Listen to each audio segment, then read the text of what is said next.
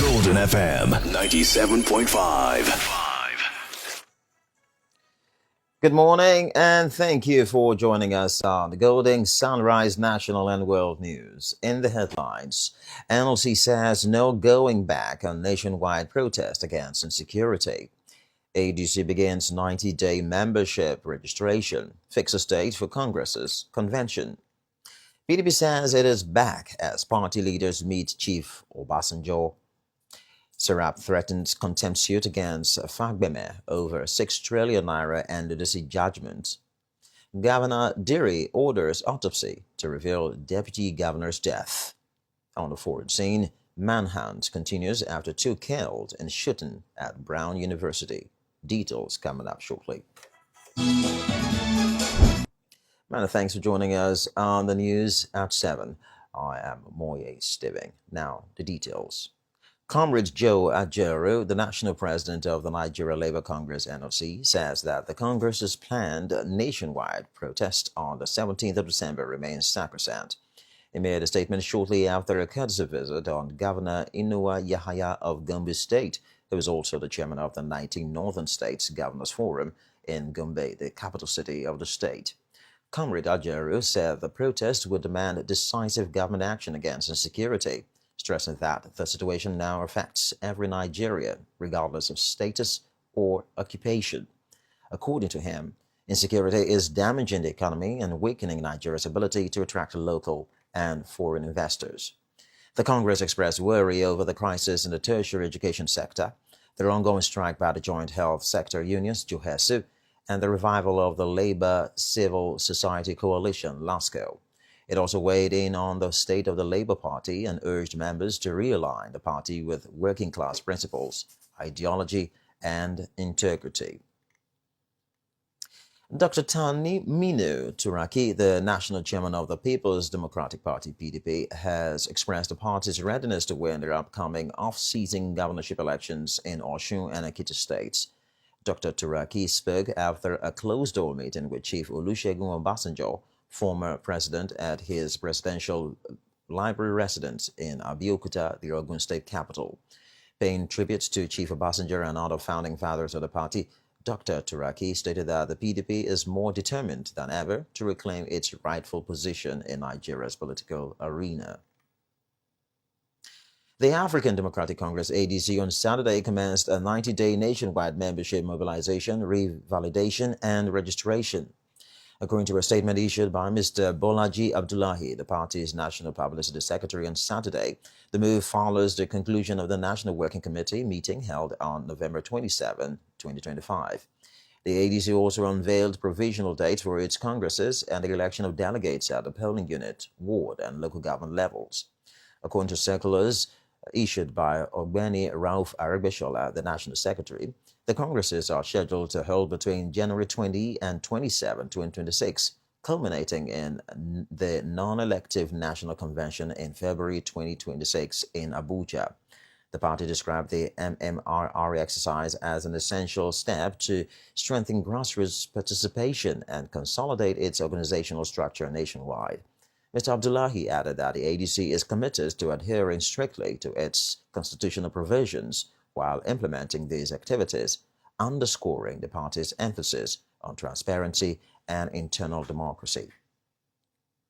The Socio-Economic Rights and Accountability Project, SERAP, have threatened to sue Mr. Lateef Fagbemi, SAN, the Attorney General of the Federation and Minister of Justice, for contempt over failure to enforce a court judgment concerning the alleged misappropriation of 6 trillion naira by the Niger Delta Development Commission. In a letter dated December 13, the organization urged Mr. Fagbemi to immediately enforce a judgment delivered on November 10, 2025, by Honorable Justice Gladys Olotu in Freedom of Information suit.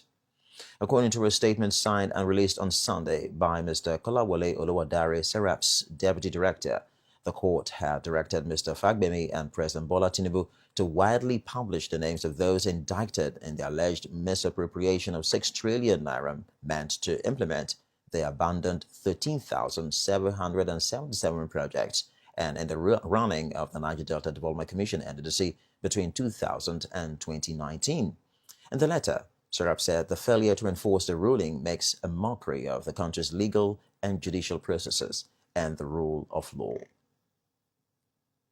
Dr. Goodluck Jonathan, former president of Nigeria, has said the death of Senator Lawrence Erujakpo, the deputy governor of Bayelsa State, was a sad moment for all Bayelsans.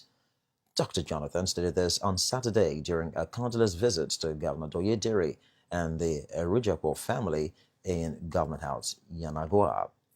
The former president recalled how Erujakpo, who represented the governor at his foundation's Democracy Dialogue program in Benin City, Edo State, mobilized the State Assembly and Executive Council members for the event. The former president eulogized Erujakpo, describing him as a very humble and that nobody had anything negative to say about him.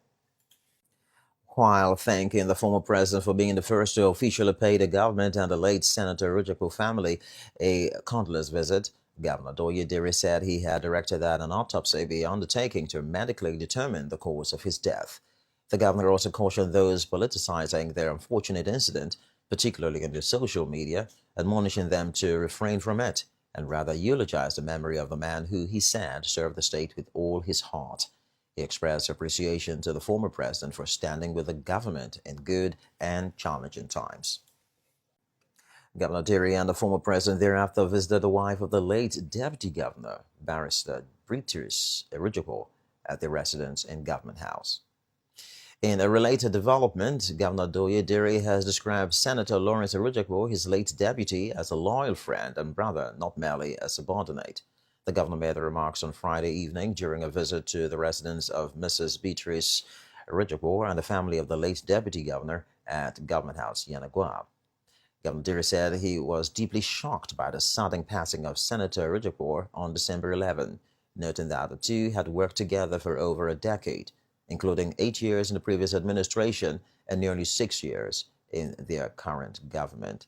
He described his deputy as dependable, hardworking, and resourceful, adding that their relationship was built on friendship and mutual respect.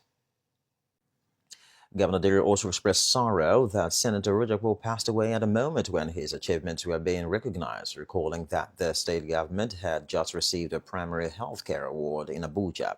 He called the loss painful and assured the family that the government would support them, including taking responsibility for the education of his children and the welfare of his staff.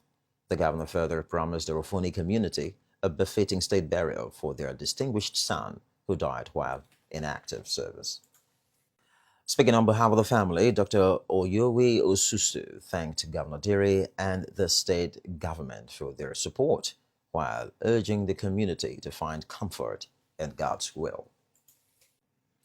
Governor Diri was joined on the visit by Dr. Gloria Diri, his wife, Right Honorable Abraham Ngobere, Speaker of the House of Assembly, other top legislators, members of the State Executive Council, and other notable leaders. You are listening to the Golden Sunrise National and World News on 97.5 Golden FM Yenagoa. Still to come, more news. Please stay tuned. Welcome back. You're still listening to the Golden Sunrise National and World News on 97.5 Golden FM. And now for the rest of the bulletin. Senator Heineken Lukbubri, the Minister of State for Petroleum Resources, Oil, has expressed deep sorrow over the sudden passing of Senator Lawrence Erujakpo, the Deputy Governor of Bayelsa State.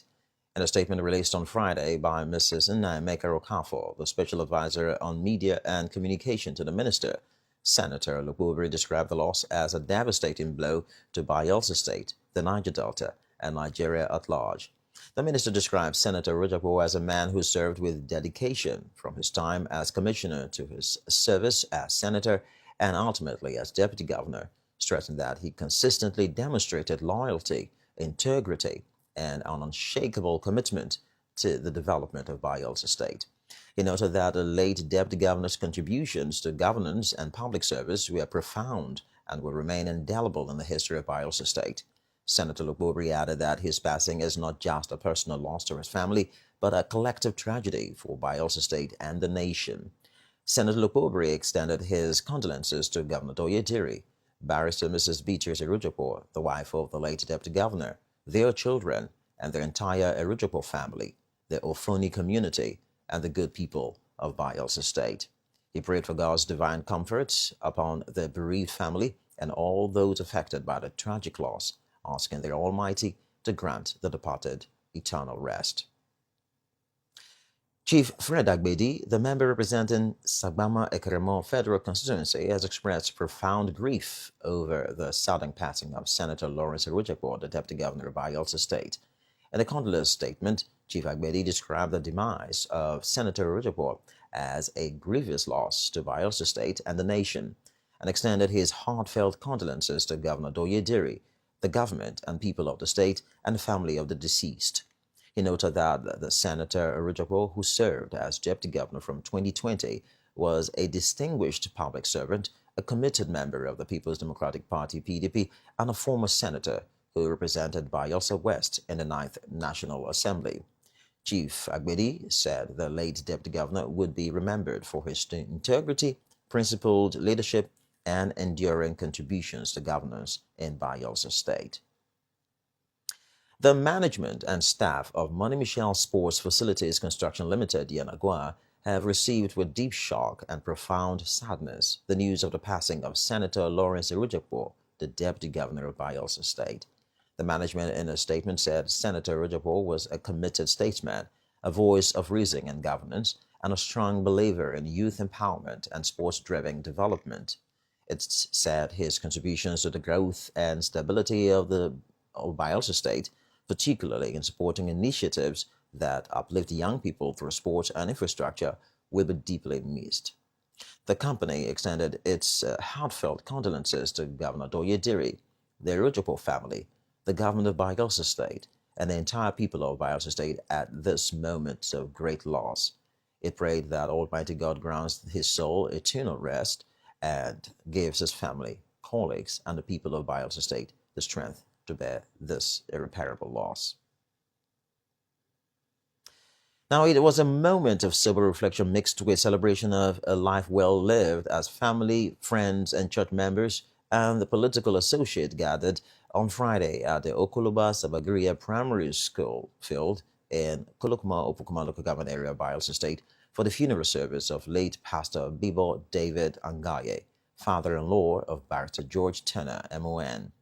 The solemn event commenced with opening prayers, praise and worship, Bible readings, tributes, and the reading of the biography of the late Pastor Angaye.